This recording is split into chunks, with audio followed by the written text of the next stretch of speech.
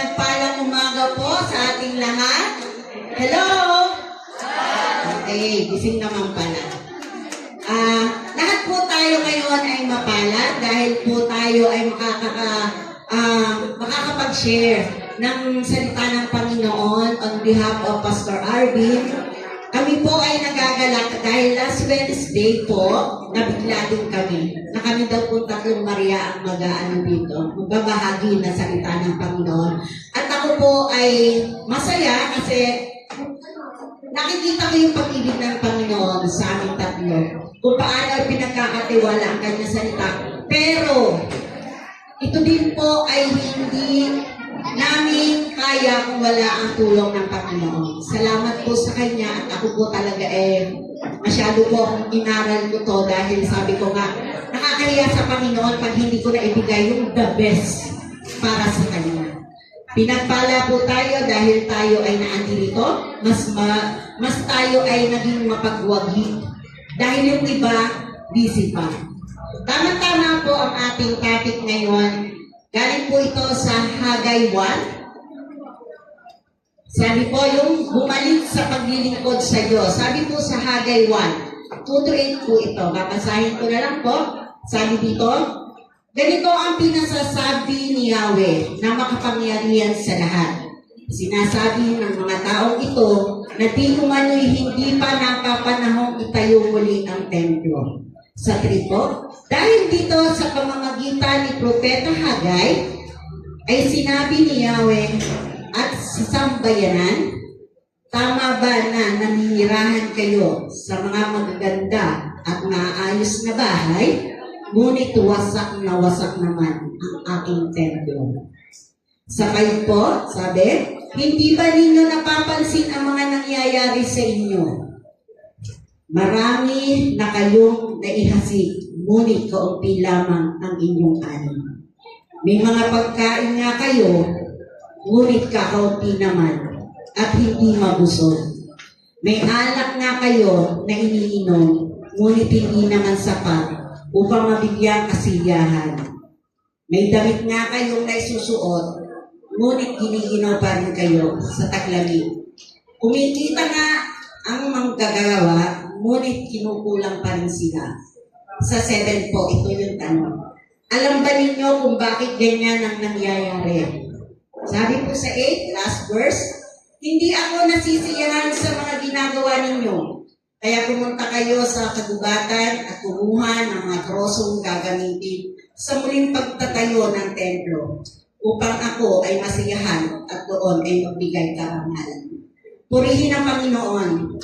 Sabi po dito, tayo po ay sabay-sabay manalangin. Sige po. Panginoon, salamat sa inyong salita ng hanggang pag-ibig, Panginoon, sa paalala na binibigay mo sa amin. Binibigay mo ang iyong bugtong na anak upang sa gayon, Panginoon, ang aming mga pagkakasala, pagkakamali ay ipangalan namin. Sa mga panahon ngayon, Panginoon, higit namin kailangan ng iyong gabay, higit namin kailangan, Panginoon, na ikaw ay makita sa aming buhay. Patawarin mo kami kung kami nagpupunan, Panginoon. Patawarin mo na mas inuuna namin ang sarili namin kisa sa iyong gawain. Nawa, Lord, ang salita mo, na verse na ito, ay tumimo sa aming puso, maging sa aming isipan, Panginoon. Sa iyong pinakamataas na papuri at pasasalamat sa pangalan ni Jesus. Amen. Dito po ay bakit po ba sinabi ng Panginoon na bumalik ka sa paglilingkod sa Diyos? Tanong po yun. Bakit po? Kasi marami po sa atin na nawawala na ng pananampalataya. Nainom mo na yung sarili bago ang Panginoon. Nainom mo na yung mga pangangailangan bago ang Panginoon. Lagi na lang tayo nagbibigay ng dahilan kaysa tayo isipin natin, ba't ba nangyayari? Sabi ko dito, maraming mananampalataya, sabi ko sa Hagay verse, na ito po yung summary. Maraming mananampalataya na minsan naging masigasig sa paglilingkod. Ngunit unti-unti lumalamig dahil sa pagsubok, kabiguan, kasalanan, abala sa bahay, o pagkadismaya. Ang tawag ng Diyos ay hindi lamang bumalik ka sa simbahan. Kung hindi, maglingkod. Bakit po ba natin kailangan na maglingkod bago tayo mawala sa sanlibutan? Gusto po ba natin, di ba po? Ang pupuntahan po natin ay dalawa lang. Isa sa nagbabagang apoy at isa sa piling ng Panginoon. Sa piling ng Panginoon, makikita natin na hindi na tayo magugutom, hindi natin kailangan ang lahat ng bagay na meron tayo ngayon. Kung hindi doon ay puro awitan, papuri, kasiyahan. Yun yung nanaisin natin. Pero dahil tayo ay naandirito sa sanlibutan, nabubulag tayo ng ating mga ginagawa. Nabubulag at natatakpan ang ating mga mata ng mga bagay na kung saan nadadaya tayo. Mas minanasan natin na pansamantala lang naman. Kaya po dapat may 6 na dahilan na binigay ang Panginoon sa atin sa verse na binigay. Sabi sa number 1, bumalik ka dahil hindi ka tinawag para sa sarili mo lamang. Ito po yung nakalagay doon sa verse natin kanina sa Efeso 2:10, sapagkat tayo kanyang gawa, nilalang kay Kristo Jesus para sa mabubuting gawa. Ang katotohanan po noon, ang kaligtasan ay hindi katapusan ng ating layunin. Tayo po ay maliligtas upang tayo ay maglilingkod sa Panginoon. Paano po tayo maglilingkod kung tayo ay abala? Kung tayo ay may mga dahilan? At kung tayo ay magbibigay ng mga naisin ng ating pansarili? Yung po ba ay katapatan natin ang paglilingkod sa Panginoon? Iba po, nakaka-amaze. Nung po ito ay nabasa ko, sabi ko nga po, hindi ako marapat-dapat. Kasi po bakit? Nangyari po ito, hindi po ako mabait. Dahil ako po ay napakamasungit. Ako po ay salbahe. Ako po ay lahat ng mga pangit na kapintasan ay nasa sa akin. Hindi po ako yung tunay na nakikita niyo sa ngayon. Pero binago ako ng Panginoon nang nakakilala ako sa Panginoon. Purihin ng Diyos. Kasi po sa totoo lang po, when back ng 2009 na sobrang sipag ko, may kapaguran, may hangganan. Hindi po natatapos ang mga problema. Yung pala, bilang isang Katoliko, normal na gawain, magsusuot ng damit, sisimba pag linggo. Kung naalala niyo po, may landayan pa tuwing Biyernes. After po ng aking pagtatrabaho, pagpanggabi ako, napunta pa po ako ng landayan. Doon pa po ako nasimba. Pero wala sa puso, may kulang. Ano po yun? Hindi ko pa napala nung mga panahon na yun, nakatakbo ang Panginoon. Hindi pa pala siya yung pumasok sa akin. Ito po yung na-realize ko nung nakilala at nakatakbo ko ang Panginoon noong 2009 na ipinakita sa akin ng salita ng Panginoon. Alam niyo po ba, pagpunta ko sa Kaside ng 2009 after na mag-resign ako, nag-decide ako na sumama doon sa border namin na napakatagal na akong niligawan at iniimbay. Dahil sa kapaguran ko, dahil akala ko kaya ko ang lahat, meron akong kinikita, may posisyon sa company, may power, pero may kapaguran. Di man ako naging masigasig sa pagbuhay pamilya, dahil kahit nung time na yun may pamilya ako, pero wasak ako. Broken ako. Paksak ako. Wala akong masabihan, wala akong magulang, wala akong kaibigan. Kailangan ko ipakita ko na kaya ko to. Yun ang sabi ko na. Pero nung nakakilala ako sa Panginoon, paalala niyo po ang kanta na Power of Love na narinig ko. Walang umiiyak talaga ako. Naramdaman ko yung pag-ibig ng Diyos sa buhay ko. Naramdaman ko kung paano ako minahal ng Panginoon at pinakita niya sa akin yung mga kamalitan ko. Nakakilala ako, naglingkod ako, at binigyan ako ng mga kapatiran, na kababaihan na nagtuturo sa akin noon by leader na uso po kasi noon ang training, SOL1, SOL2. Sa lahat po yan ay lagi akong kasama dahil yung leader ko ay sinasama po ako. At noong panahon na yon, siguro po, doon ko nakita na kaya ako nag-decide para mas lalo kong makita ang Panginoon. Kaya ako nag-resign dahil para mas lalo ko magpakalapit sa Kanya. Anumang bagyo ang dumaan sa buhay ko, nandito po ako sa inyong harapan at nagbibigay buhay sa totoo kung paano ako inilig ng Diyos. Ang struggle ko po sa asawa, sa mga anak.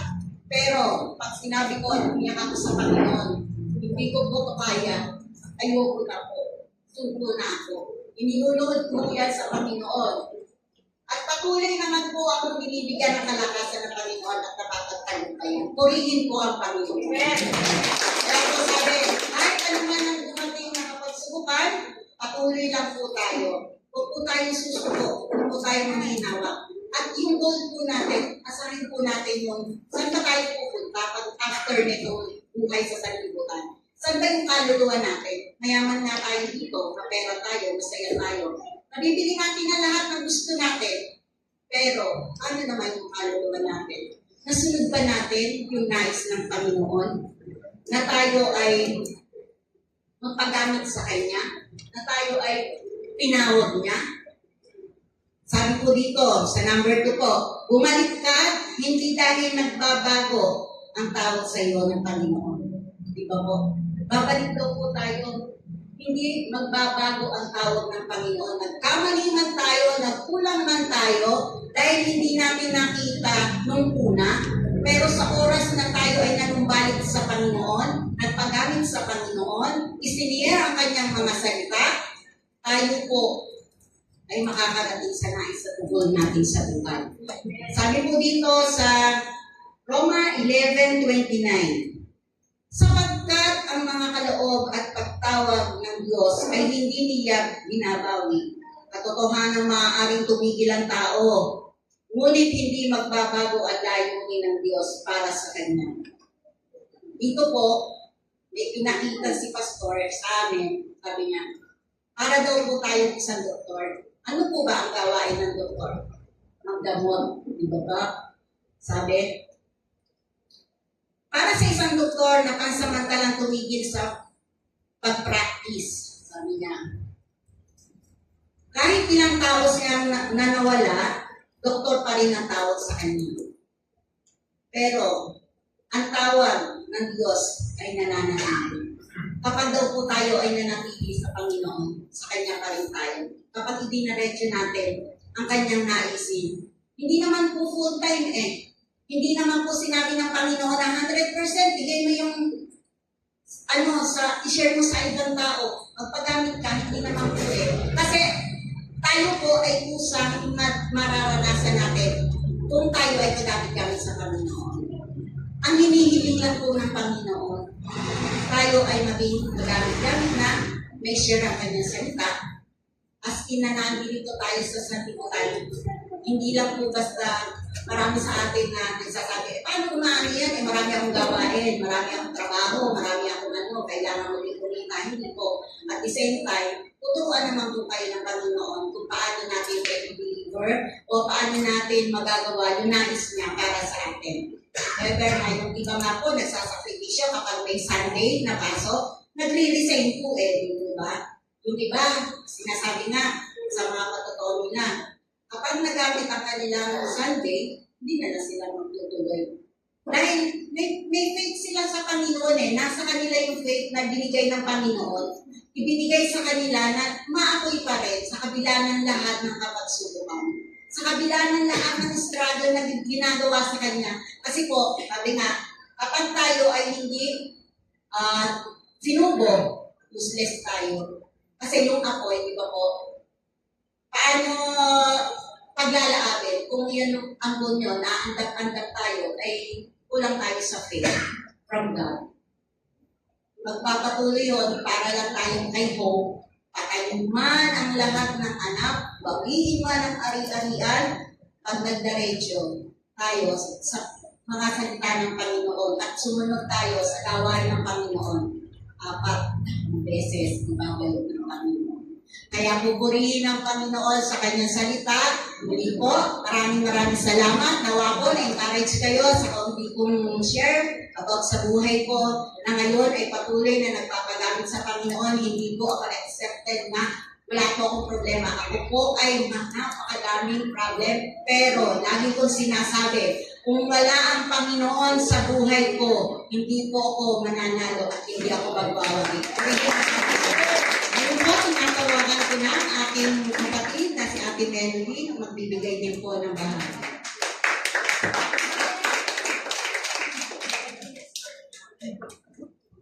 Amen. Sa pong magandang umaga sa bawat isa. Hindi po ako pagsenta, napapaiyak na po ako. Kasi nangyari po na ako ay tumalikod sa Panginoon. Ginagamit naman ako ng Panginoon, pero may panahon na talagang 3 or 4 years akong hindi po naglingkod sa Panginoon. At yun po ay yung aming talagang pinagsisisihan ko yun. Kaya po, sabi po doon sa number 3, pero manalangin po sa tayo na kayo ng Diyos ang mga pangyarihan sa lahat. Pinutuloy kita, pinasasalamatan kita, Panginoon, sapagkat ikaw ang Diyos mabuti. Pinili mo ako, Panginoon, pangahag lahat ng nasa. Hindi ko alam mo gano'n pagkatawag mo sa akin, pero may ministeryo ako sa Panginoon na dakilang angkas na pinagkaloob mo sa akin, Panginoon, sa aming lahat, Panginoon, na kami magsihayo, pangalan namin ng iyong Ebanghelyo, bautismo ang sila sa pangalan ng Ama, Anak at Espiritu Santo. Kaya, Panginoon, aming pong mga pag-aaral na ito, Panginoon, banal na Espiritu Santo, bigyan mo kami ng karunungan. Wala po kami alam, Panginoon. Balit ikaw ang siyang magbibigay sa amin ng lahat ng aming pangangailangan sa mga sandaling ito. At ang bawat salitang lalabas sa aking mga bibig, Panginoon. Kaya amin po ito, O Diyos, ay patuloy magbigay pagpapala sa bawat sa amin. At kami, Panginoon, ay patuloy maglingkod sa iyo, Panginoon. Kaya salamat po sa pinatagubilin ang nalalabing na oras sa pangalan ni Jesus. Amen. Alam niyo po, sabi nga po doon sa number 3, di ba sabi doon sa number 1, bumalik ka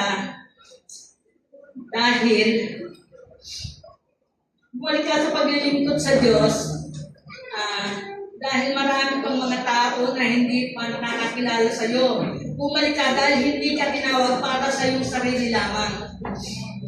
Hindi ka nabubuhay sa ating mundong ito para sa sarili lang natin. Kung paano tayo nakakilala sa Panginoon, dapat ibahagi din natin yung pag-ibig ng Diyos na ibinigay sa atin upang tayo makakilala sa Panginoon. May katungkulan po ang bawat sa atin. Diba? Sabi nga, magsihayo tayo. Magsihayo. Ngayon, kung natin babasahin ang dito na verse po, yung verse na sa Matthew, sabi niya, ang aanihin ay marami, ngunit kakaunti ang manggagawa. Sino po ba yung manggagawa? Sino po dito ang manggagawa?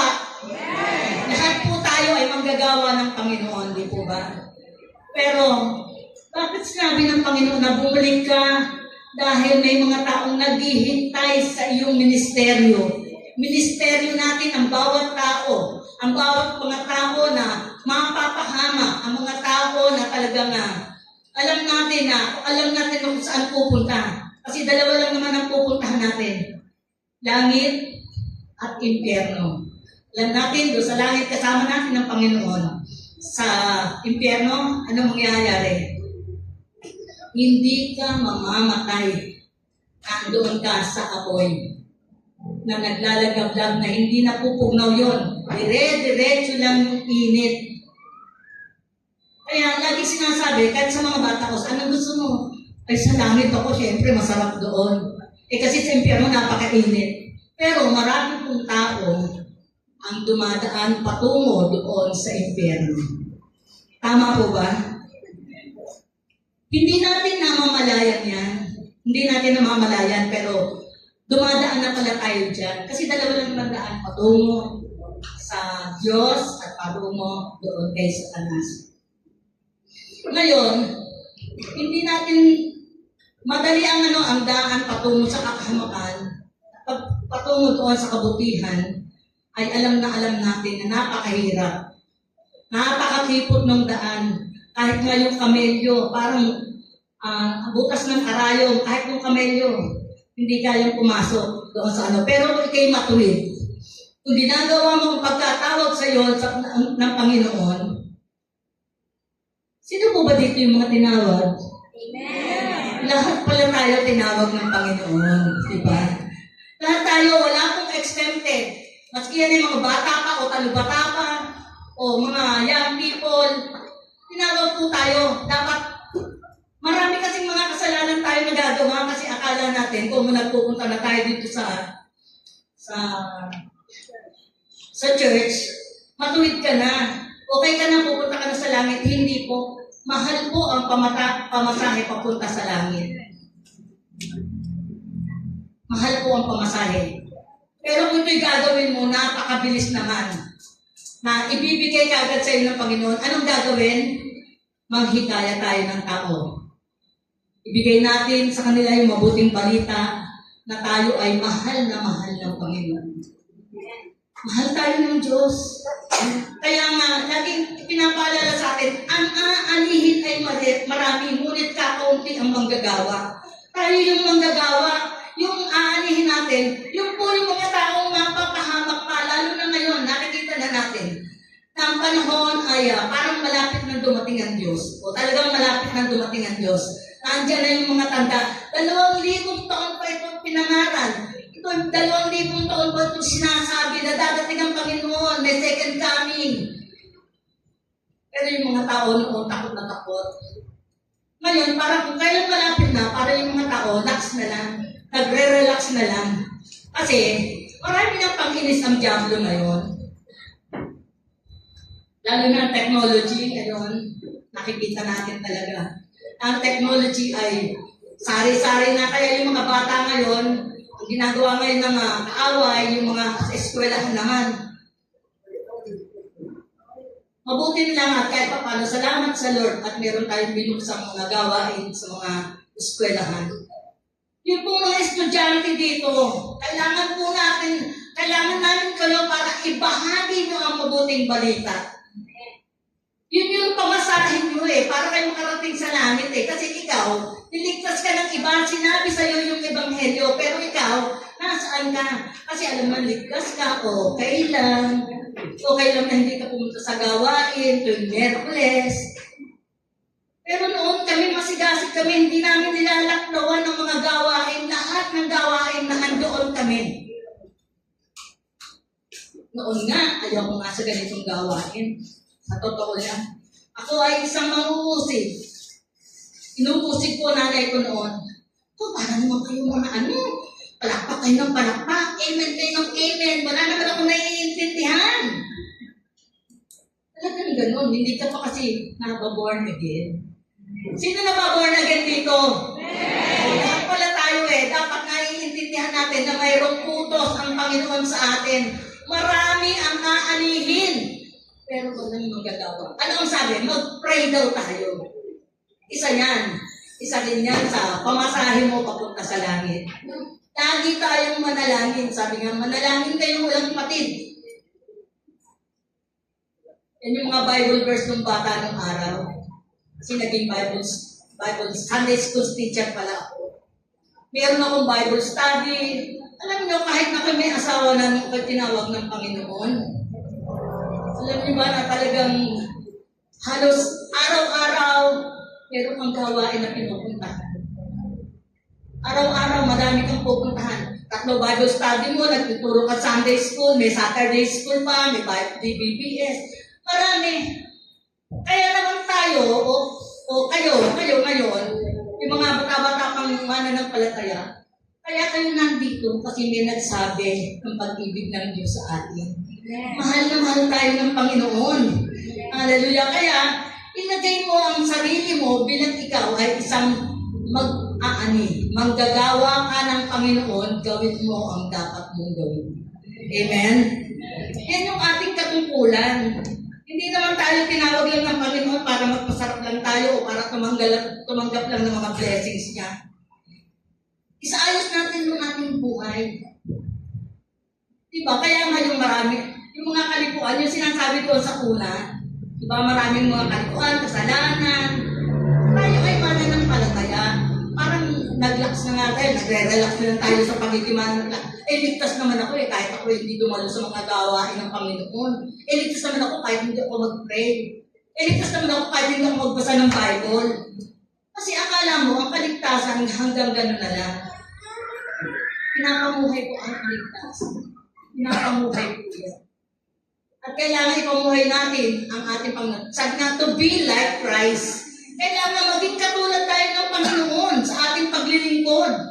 Kung siya nga sabi niya, alam niya mamamatay siya, alam niya na marami siyang hirap na daranasin. Pero tinanggap niya yun. Hindi yung sarili kong kalooban, Panginoon, kundi ang kalooban mo lamang. Sana ganun din tayo, na bilang isang manggagawa, magtapat tayo sa Panginoon. Minsan nga palate-late pa.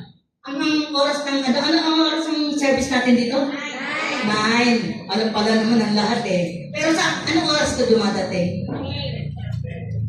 May mga 8, maaga pa. Merong matatapos na. Closing prayer na. Kung ikaw talagang naglilingkod sa Panginoon, gawin natin ang to para sa Panginoon. Sabi nga hindi dahil sa pagpapala, kundi dahil iniibig ka namin, Panginoon. Mahal na mahal ka namin, Panginoon. Minahal din tayo ng Panginoon.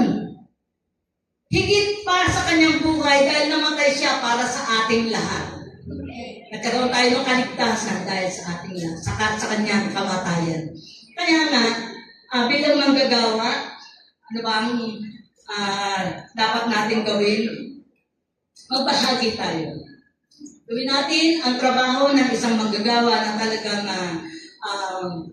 gagawin ng lahat para maligtas mo yung taong to. Kailangan kasi magkaroon talaga tayo ng masidhing paghihikayat sa mga tao, lalo na ngayon nakikita na natin na malapit ang dumating ang Panginoon. Salamat po doon sa mga bago ngayon. Siguro po ako, 1987 kasi ako naligtas Pero yung 3 years po doon, talagang ako lumayo sa Panginoon. Pero dahil nga, doon sa number 4, sabi nga,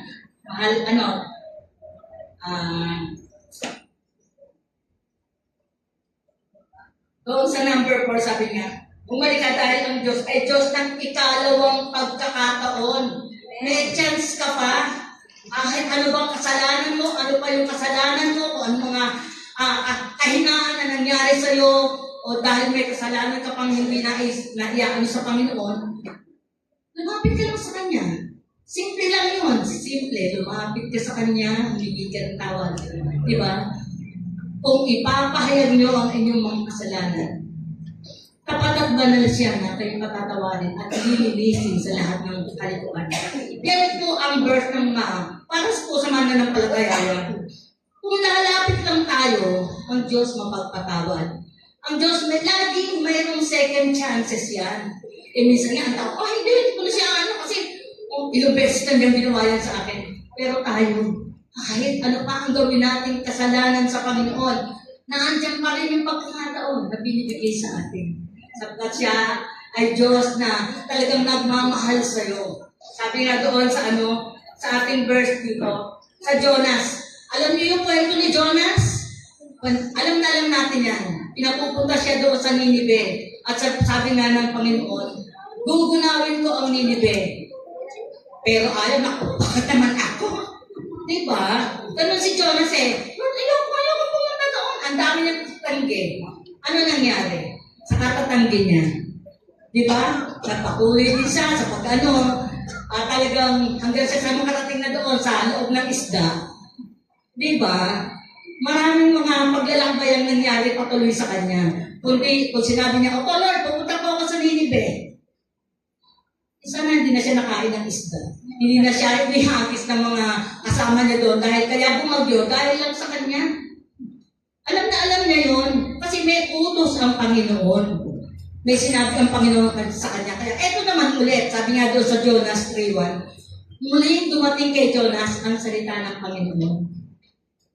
Ano sabi? Muli. Kaya bumalik. Bumalik ka dahil ang Diyos ay Diyos ng ikalawang pagkakataon. Kaya sa mga panahon ngayon, marami na tayong yung mga ginagawa, panonood ng TV, social media, minsan sa kaibigan. Nililibang tayo ng kaaway. Yun ang totoo noon. Alam mo lang, pero ito, nagagamit din naman natin ito sa social media. Pero, sa totoo lang, kung matalino ka, o kung tayo ay talagang naging matalino, alam nyo, may mga salita ang Diyos, minsan, sino nakakaranas na gano'n na nagpe-pray ka?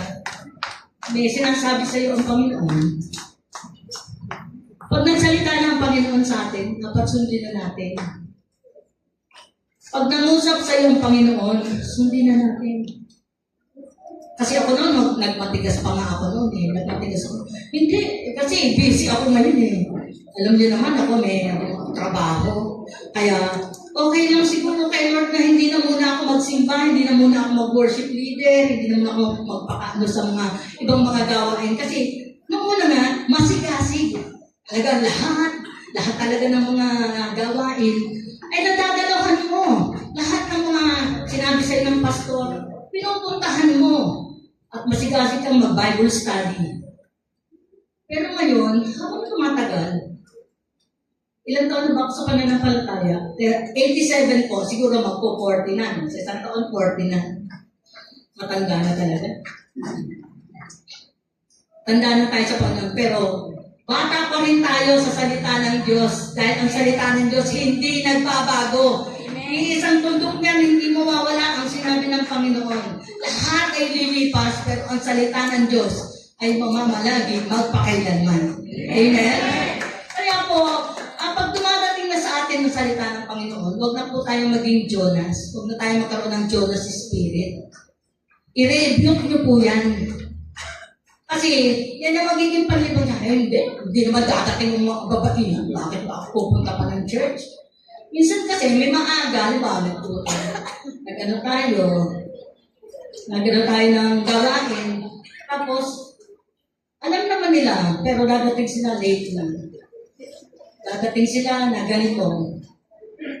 Pero kung pinagtatapat na natin yan, may pamasahin na naman tayo papunta doon sa gusto nating puntahan. Ang pamasahin natin ay yung magagandang bagay na ginawa natin para sa Panginoon, hindi para sa sarili mo. Kasi nga, hindi tayo nabubuhay para sa sarili natin. Doon sa number 2, sabi nga, hindi tayo nabubuhay dahil sa sarili lang natin. May mga tao, nag-aantay ng minister mo, nag-aantay ng kalinga mo, nag-aantay ng pag-Bible study mo, na masigit po sila, may magpagkakataon na siya ay talagang tatalikod na, pero dahil napuntahan mo, naligtas sila.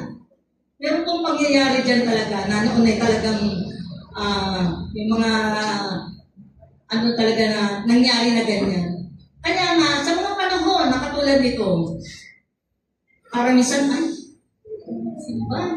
Kasi nandoon yung kinaiinisan ko, ayoko na. Isa na rin yung kasalanan. Minsan, nagiging na lang tayo, parang hindi na natin iniisip yung ating paglilingkod sa Panginoon. Totoo po ba? Totoo po ba? Aray po yun. Kahit ako minsan pag hindi po ko nakapagsimula, parang kulang ang buhay ko. Kaya lang kasi, minsan ako nga sinasabi ko yung totoo. Minsan, hindi lang ako pupunta. Ako, napakainit naman. Alam naman ako, may sakit ako ganito. Marami tayong dahilan. Pero ang Diyos, araw-araw, pag-gising mo pa lang sa umaga, may biyaya ka na. Dahil every gising is a blessing. Di ba? Kaya nga dahil pag hindi paglilingkuran, bakit ba natin iniibig ang Diyos? Dahil ba pinagpapala tayo? Hindi. Dahil ang Diyos, siya ay Diyos na lumikha at nagbigay sa atin ng kaligtasan. Kung number 4, marami pong Minsan, pangalawang pagkakataon na ito bigay sa akin ni Lord. Ayoko na ng pangatlo. Ibig mo sabihin, tatalikod ka pa. Kahit ilang pang pagkakataon yan, basta ito ay tapat na lumapit sa Panginoon, alam ko na ang Diyos ang siyang patuloy na magbibigay sa atin ng ikalawang pagkakataon o hanggang 10 pagkakataon pa. Basta maging tapat tayo. Maging tapat lang po tayo sa paglilingkod natin sa Panginoon. Kaya kailangan lagi tayong bumabalik kung saan nung nag-umpisa ka, dapat kung nag-umpisa ka, ganun pa rin hanggang sa matapos ka. Hindi yung pawala-wala ka, ano ka na. Ay hindi, ayoko. Minsan maaga ka sa church noon. Pero ba yun? Ano na, prayer na. Kaya salamat sa Panginoon na ginamit po kami na talagang maisabi namin itong mga salitang ito. Dahil daigyan timpala ang matapat na paglilingkod. Ayan. Toast. Bumalik ka dahil may gantimpala ang matapat na paglilingkod. At ang verse po natin ay makikita sa 1 Corinto chapter 15 verse 58. Ayan. Na sinasabi po doon, ang inyong pagpapagal sa Panginoon ay hindi walang kabuluhan. Amen. Dahil ito po ang katotohanan talaga. Nakikita ng Diyos. Naniniwala po ba kayo na nakikita ng Diyos? Amen. Ang bawat sakripisyo, luha, at pagod sa paglilingkod. Lumuluha ka dahil yung mga servo mo, ipapanalangin mo yan sa Panginoon. May sakripisyo kasi kung kailangan maglakad, maglalakad ka. At ikaw ay mapapagod. Pagdating mo sa bahay, doon mo mararamdaman yung kapaguran ng iyong katawan. Minsan nakakala natin walang nakakapansin sa ating ginagawang paglilingkod sa Diyos. Pero ang totoo, nakikita ng Diyos ang bawat sakripisyo natin, ang bawat luha, at bawat pagod natin. Naalala ko po nung Kasili days ko. Back to Kasili days. Yan. Nung po kami nasa Kasili, at nung naging ministeryo ko po dito, ay ang pag-a-usher.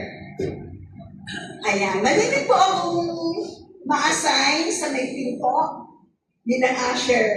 Ano po gawain ng usher? Nagkakamay, kumakamay sa mga dumadating. Sinasabihan mo, welcome po kayo, good morning. Yan. At lagi tayo nakangiti. Hindi pwedeng usher ka, pasimasimangot ka.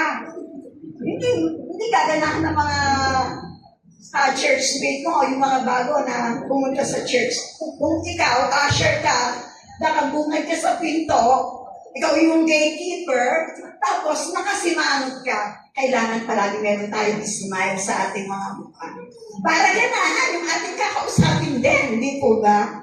Ayan. Bukod po sa pagiging usher, naging assistant teacher po ako sa Kasili. Ano po ginagawa ko bilang assistant teacher? Ako po yung kumuha ng mga inumin. Naglalagay ako ng tubig sa pitcher, nilalagyan ko yun ng yelo, bibili ako doon sa mga tindahan doon sa may Kasili. Tapos, dadalhin ko po yun doon sa room na kung saan nagtuturo ang mga teacher. At naglalagay na ako ng baso doon para yung mga bata hindi natatayo pagka nauuhaw at iinom. O kaya minsan naman, pinagtitimpla ko sila ng juice at nagdadala ako ng kahit tinapay para sa mga bata. Nung malaon, nung ako'y naalis sa pagiging assistant, naging teacher na po ako. Kailang na teacher na. Nakakatuwa kasi hindi naman ako nagtapos ng pag-aaral ng kolehiyo ng teacher, pero naging teacher ako. Doon sa church school yun sa Kasili. At doon sa Kasili, naranasan ko yung magturo sa Daily Vacation Bible School. Maraming nakakaalam ito dito. Kasi yung Daily Vacation Bible School, isang linggong pagtuturo yun sa mga bata. Bago po dumating yung time na yun, magtuturo ka na, meron pong mga materials na ibibigay. Tama ba ako doon? Yung mga naging teacher dito, tama ba ako doon? Bibigyan ka na ng mga materials. Pag-aaralan mo na at titignan mo na yung mga materials na yon, nang sa ganon, alam mo, syempre, yung gagawin mo sa pagtuturo. Kung anong tema, tapos magkukulay ka. Eh ako, hindi marunong mag-drawing, sa totoo lang. Doon lang ako na, nung ako turo sa Bible School. Tapos yung asawa ko, yun siya yung tagapag-drawing, ako tagapag-kulay. Ang panahon yun, si Brother Cesar, kung sino nakakakilala dito. Tapos alam niyo po, bago dumating talaga yung araw na Lunes na magtuturo na, mag-decor na kami sa mga rooms namin, pagaldaan ng mga room. Noong una, naikita ko doon sa mga co-teachers ko kasi marunong silang mag-drawing, marunong silang mag-design. Ako hindi marunong. At saka yung aking kapartner. Sabi ko, Lord, nalulungkot ako. Sinasabi ko gano'n sa Lord, nalulungkot ako, Lord, kasi hindi ako marunong mag-drawing. Sabi ko gano'n sa Lord. At saka hindi ako marunong mag-design. Eh yung kasama ko, gano'n din, sabi ko sa Lord. Sunday pa lang, hapon, gabi na kami uuwi. Nag-design na kami ng mga room. Pagandahan ng room. Meron mga bonggang room yung sa akin, nakakalungkot, hindi bongga. Gano'n. Tapos, kinabukasan, alam nyo, maagang darating yung mga teachers sa church. Puyat na sa pag-aaral na ituturo mo kinabukasan. Kinabukasan, maaga ka pang gigising. Eh, 4 yung anak ko. Aayusin ko ba sila? Kasi mga bata pa sila noon. Okay, mag-umpisa sa kasilid. Dahil may devotion na gagawin ang mga teacher para sa pagtuturo sa mga bata. Iyan po ang trabaho ng teacher noon sa Daily Vacation Bible School. At iyan po, hindi isang araw gagawin, isang linggo. At ang pinaka-final noon, Sabado, graduation. Iyon ang pinaka-masaya dahil gagraduate tayo mga tinuturuan mo. Tapos po, papunta rin doon po ako sa ministry ng evangelism, pagseservo. Ito na ang pinakamasarap na bahagi ng ministeryo sa Panginoon, pagseservo. Ayan. Naalala ko po, yung naservo ko dito sa Carmona. Inassign po ako na, Ate Emmy, ikaw na ang assign dito sa Carmona na mag-seservo. Parang nagulat ako. Dahil ako nag-attend na, bigla na inassign. Alam niyo po, unang pagtayo ko sa servo, lumuhod ako sa Panginoon. Umiyak ako. Sabi ko, Lord, natatakot ako. Natatakot ako. Sabi ko, hindi ako, Lord, natatakot sa tao. Natatakot ako, baka hindi ko magampanan yung dapat kong gampanan sa iyo. Yun po ang ikinatatakot ko. Kasi kaluluwa mo ang ating aalagaan. Mga tao na dadalhin natin sa Panginoon. Kung ako'y magpapatubay-tubay, hindi ko ba gagawa yung dapat kong gawin? Paano po yung mga tao yun? Napapahamak sila. At iyon ay pasalin ko sa Panginoon. Dahil ang sabi, ang bawat dugo nila ay sisingilin sa akin ang Panginoon. Naniniwala ba kayo doon? Bawat dugo nila ay sisingilin sa akin ang Panginoon. Nakakatuwa po kasi yung journey ko sa pagsaselgo, hindi lang po dito sa Carmona. Kasi yung unang-una po dyan sa Engas, makababa ng tulay, manager yan yung kapatid ko. Kasama ko siya. May nakasama pa ako noon ang mga manggagawa. Si Ate Del Aleroso, kung sino nakakakilala dito. Si Ate Doeng, na taga-asawa ni Brother Tony. Si Erickson Herodias, nakasama ko po sila. Alam niyo po, nung ako'y naalis na dito sa Carmona, dinala ko ng Panginoon dito sa Santo Tomas. Sa Sitio Pag-asa. Sino mga taga-Sitio Pag-asa? Ayan. Itanong niyo po sa kanila kung gaano katagal ako nagpabalik-balik dyan sa Sitio Pag-asa. Una, kasama ko dyan yung aking asawa. Nagtatricycle kami papunta dyan. Sunday, malimit dyan kami kumakain sa Sitio Pag-asa. At nung malaon, iniwan na ako ng asawa ko doon. Ang dinadaanan ko na, bababa ako sa kalsada ng Calabuso o sa Santo Tomas. Pupunta ako doon sa Sitio Pag-asa. Bago po ako makarating doon sa Sitio Pag-asa, eto po, dadaan ako sa Sampagitahan. Dadaan ako sa Talahiban. Na minsan, ginagabi ako ng uwi.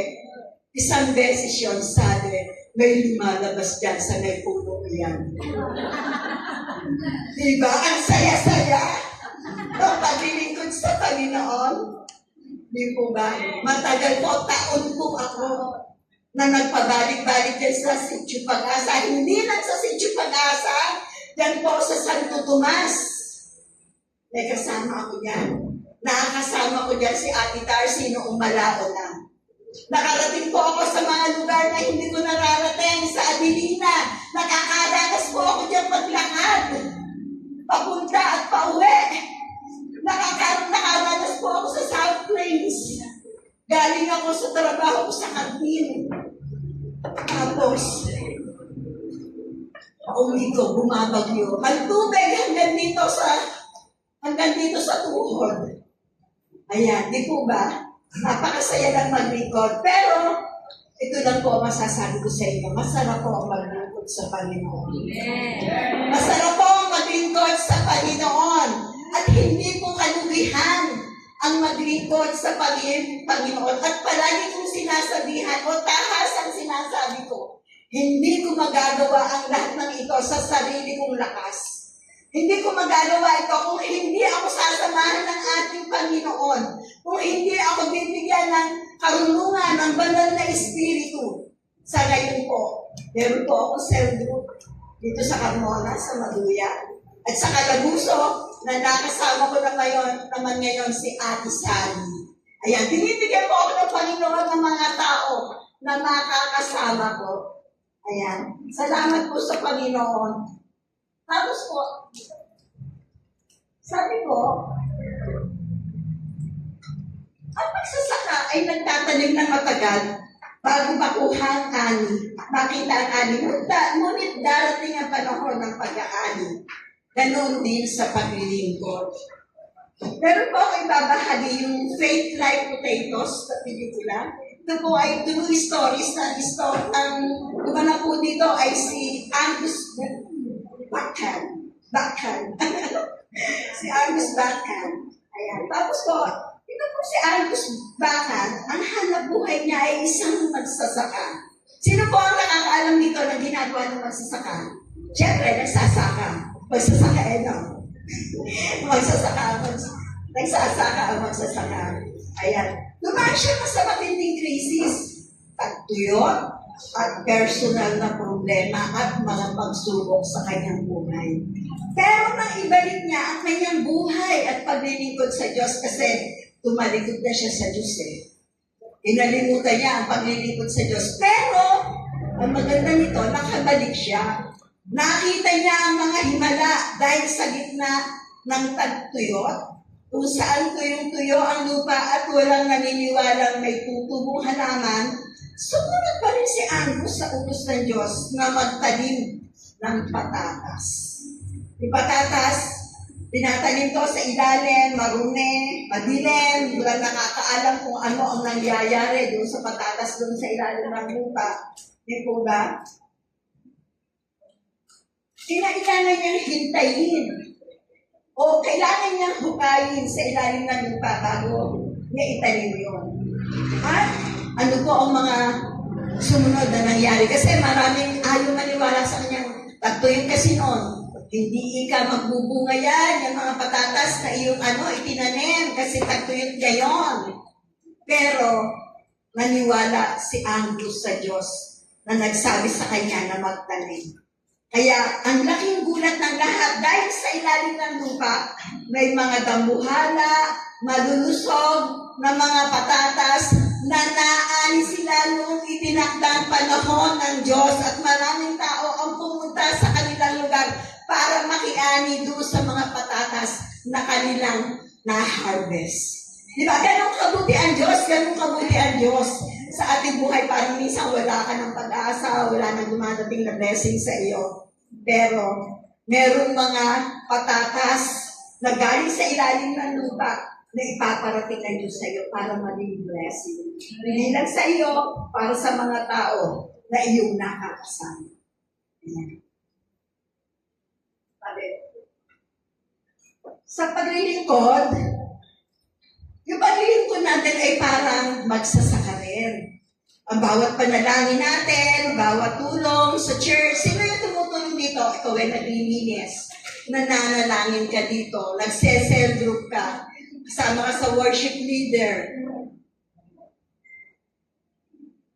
Tayo ay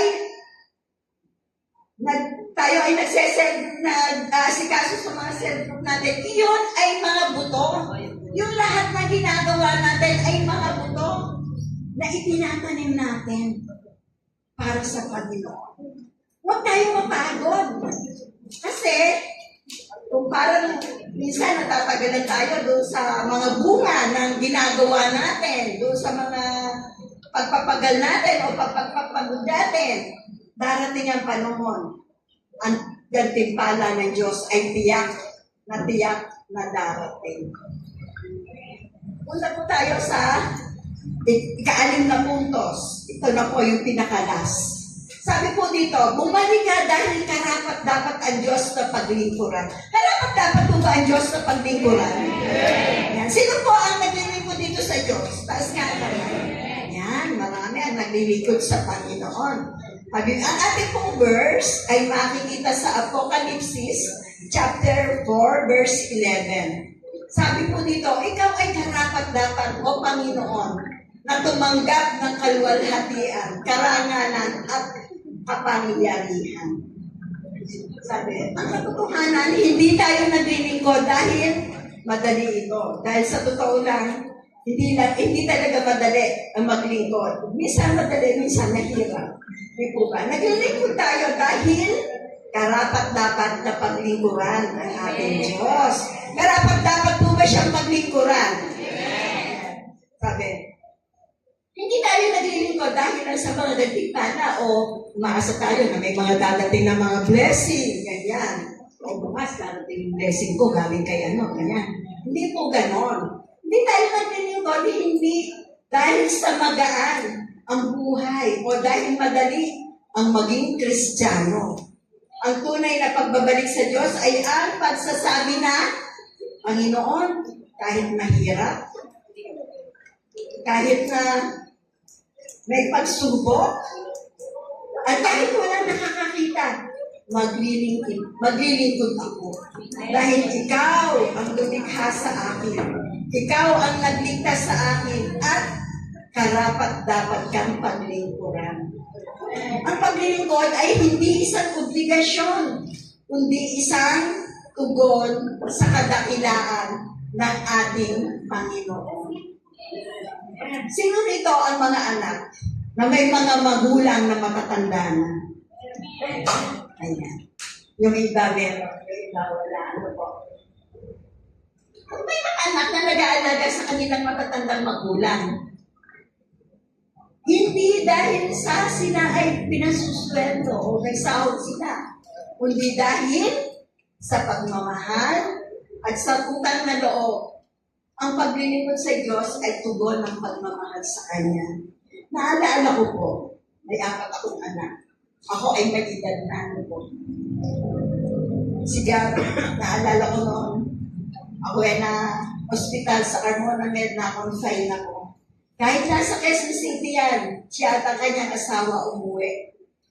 Dahil hindi sila tatayan na makalabas ako ng ospital na hindi nila maranasang alagaan ako bantayan sa ospital. Ang aking anak ko na si Joshua, siya po yung support ko. Bagamat siya sila nabibigyan ng anak ko, support ko sa pambili ng maintenance, pangangailangan. Kaya kahit nasa abroad siya, sila nilalag ka na andun yung support nila. Ang aking anak na si Ebenezer, kamakailan, kailangan ko magpa-CT scan. Kailangan ko lang 6,000 para magpa-CT scan. Umuwi siya sa amin, hindi na ako nagsabi. Kinuwento ko lang, anak, magpapa-CT scan ako. Mama, magkano? Nagutan akong pampasitis niya. At meron akong anak na kahit na yan ay inaantok, galing sa trabaho. Mama, uminom ka na ba ng gamot? Mama, huwag ka na maglalaba. Kami na ang maglalaba. Diyan ka lang, magpahinga ka. Lalo na pag alam niya, masama ang aking pakiramdam. Mahiga ka lang diyan, magpahinga ka. Bahala na kami. Ako na magluluto. At pag hapon, meron akong bibili sa akin ng merienda sa amin ni Julia. Na alam niya kung ano ang pwede kong kainin. Ganon yung mga anak na nag-aalaga sa magulang. Hindi sila nag-aalaga dahil naghihintay sila ng kapalit. Hindi sila nag-aalaga dahil pasuswerduhin mo siya. Hindi po ba? Kapag ang isang anak ay nag-aalaga sa kanyang matanda o may sakit na magulang, pinapakain, binubuhay, at inaasikaso, ang bawat pangangailangan ay ibinibigay. Ginagawa niya ito dahil sa malalim na pagmamahal sa kanyang magulang, at dahil sa utang na loob at paggalang sa magulang na nag-aruga sa kanya mula sa pagkabata. Totoo po ba yun?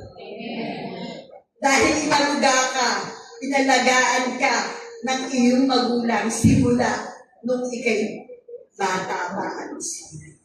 Meron dito, galing sa trabaho, hindi pa nakakapahinga, tumaya ang kanyang lola. Hindi niya pababayaan yun. Ipagluluto niya yon, pakakainin, kasama ng pag-aalaga niya sa matatanda niyang magulang. Dahil mahal niya yung kanyang mga matatanda na inaalagaan. Ganon din tayo. Kung tayo naglilingkod sa Panginoon, hindi tayo naglilingkod dahil para sumabot ang blessing. Ito ay isang tugon sa pagmamahal sa ating Ama sa Langit. Naglilingkod tayo dahil mahal natin siya at dahil napakabuti niya sa atin. Amen. Ito na po yung challenge ko sa umagang ito. Ito na po tayo sa ating challenge. Sabi ko, huwag hayaan ang nakaraan ang magdikta sa iyong kinabukasan. Ang Diyos na tumawag sa iyo noon ay siya ring Diyos na tumatawag sa iyo noon. Kung noon ay nakaranas ka ng sakit, sa mga iba't ibang karanasan dahil sa paglilingkod, napagod ka na, ayaw mo nang maglingkod, ang challenge na ito, ang sabi, huwag mong ditahan ang iyong buhay ngayon, ang iyong kinabukasan, para sa iyong kinabukasan. Kalimutan na natin yung mga mapapait na naranasan natin. Maglingkod tayo ng may kagalakan. Maglingkod tayo ng masaya ang ating puso. At ang sabi ng Diyos, anak, sino dito ang anak ng Diyos? Ang sabi, anak, bumalik ka na sa paglilingkod sa akin. At ang verse po natin, makikita natin sa Galatians chapter 6 verse 9. Sabi doon, huwag tayo magsawa sa paggawa ng mabuti, sapagkat sa takdang panahon, tayo ay mag-aani kung hindi tayo manghihiga. Huwag daw tayo magsawa. Ang ating pagturo ay ating pagsulong sa paglilingkod sa Panginoon. Kaya, gumawa tayo ng mabuti para sa Panginoon. Hindi para sa ating sarili. Puntahan natin yung mga kaluluwa na nangangailangan ng kaligtasan. Maging mabunga tayong mga Kristiyano para pagdating ng panahon, makikita natin yung ani na ibibigay ng Diyos sa atin at inihahanda sa takdang panahon. Para katulad ng mga patatas na yun, na darating yung masaganang ani para sa ating lahat. Yun lang po. At Meron po tayong katanungan dito na pag-uusapan natin mamaya. Sabi ko, kung binibigyan ka ng Diyos na panibagong pagkakataon ngayon, handa ka bang bumalik sa paglilingkod? Kayo po makakasagot niyan. Handa ka bang bumalik sa paglilingkod? O wala nasagot? Handa po tayo bumalik sa paglilingkod sa Panginoon. Dahil ang gagawin po natin paglilingkod sa Panginoon na hindi mawawala ng kabuluhan. Amen. Mag-pray lang po tayo. Amen. Ngayong umaga po mga kapatid, narinig po natin ang panawagan ng Diyos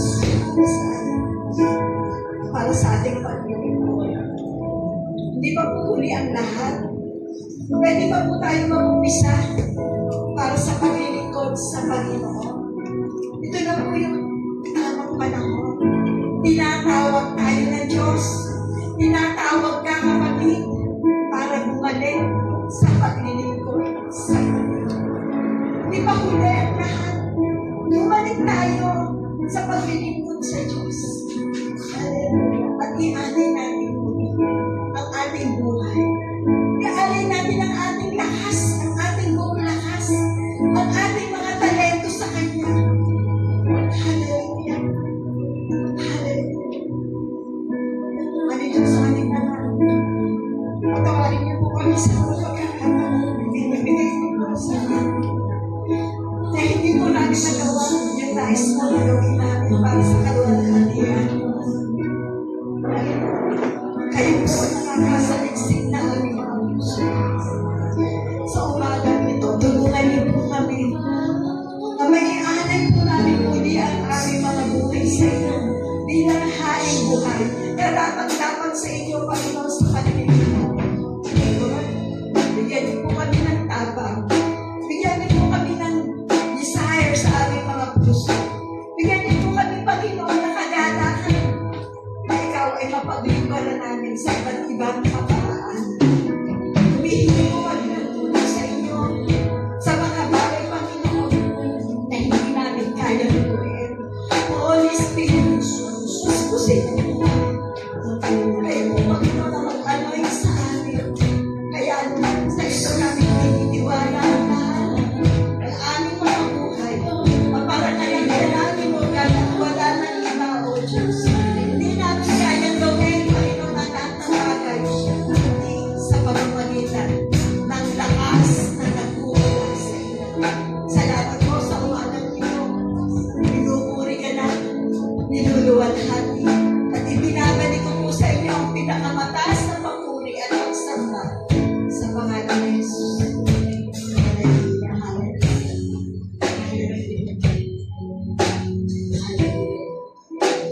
Kasi po, tayo mula nito ngayon, tunay pong napakabuti ng puso ng Panginoon sa atin. Tunay pong mahal niya tayo sa lahat ng mga panahon.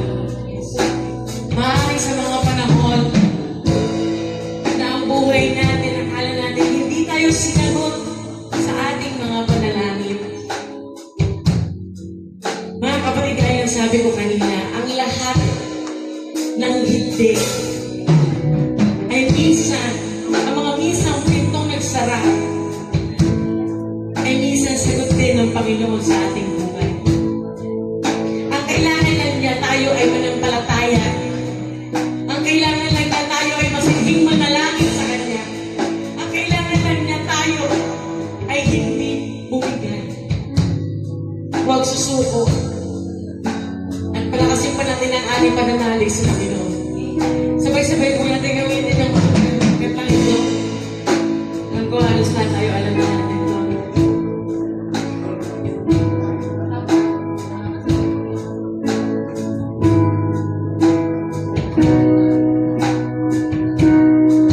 Anong mang di mo na kaya, ang kailangan mong problema. Parang mang sumusuko na, pagod ka na. Buksan mo ang iyong mata,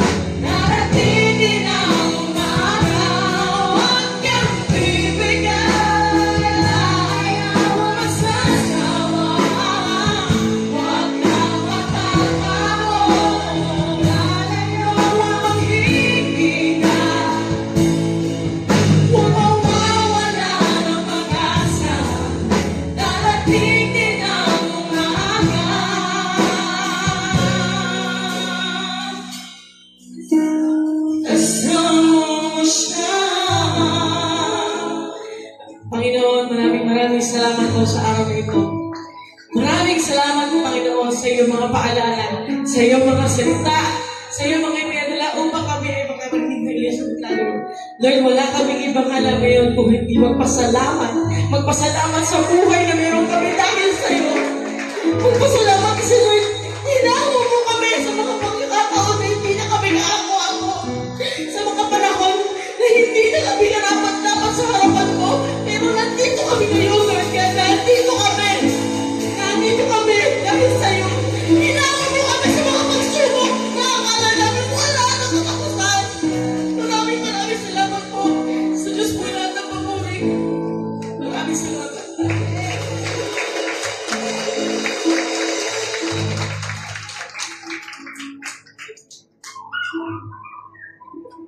Sige po, tayo po ay tutungo sa kahit sa offering po natin. Ihanda po natin ang ating mga kaloob para sa Panginoon.